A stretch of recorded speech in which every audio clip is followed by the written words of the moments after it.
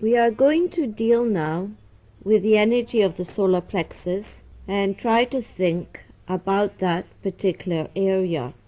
If we try to feel ourselves as part of evolution, let us look first at the chakra system.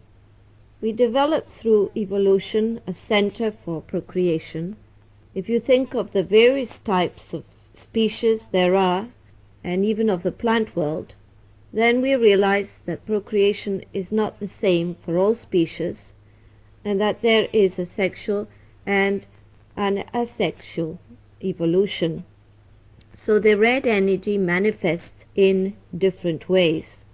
When we look at the ways that food is collected, we see that animals do not eat like we do 3 times a day. Some animals eat once a week, and some eat continually. And it mainly depends on whether they are meat eaters or vegetarians. Of course, plants gather energy from the sun, so the 2 base areas, therefore, are mainly committed to our survival through performing certain functions for us which are very necessary.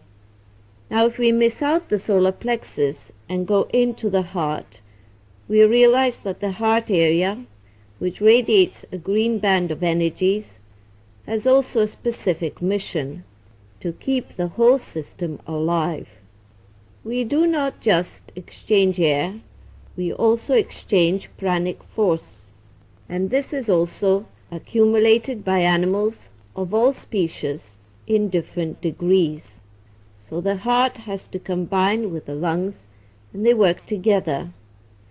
We are not going to go specifically into soul levels at the moment, because that is on a heart tape, but we know that the throat area has a specific function as well, not just to begin the process of eating, but for various kinds of sounds which are necessary in communication, even though animals also use telepathy, and some human beings do too.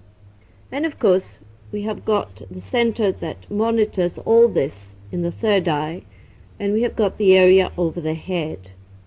But right from the beginning of time, within the animal world and then in man, and in nature as well, because let us remember that the green in nature is a combination of blue and yellow, the activation of certain kinds of energy was the work of the solar plexus.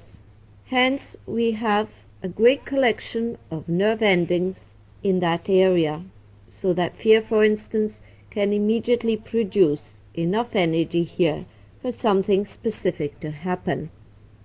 Now let us see how strategically the solar plexus is placed within the chakra system. It is just at the middle of the body, where it can affect the heart and throat center, and it can affect the 2 base centers. So it produces sudden energy whirls which activate the other into action. Primitive man needed the solar plexus energy wherever he had to run away from many threatening situations. He either had to escape, or he had to stand up and fight, or he had to attack physically or psychically. Whichever he was to do, the energy to run or fight came from the solar plexus, which was therefore vital for his survival.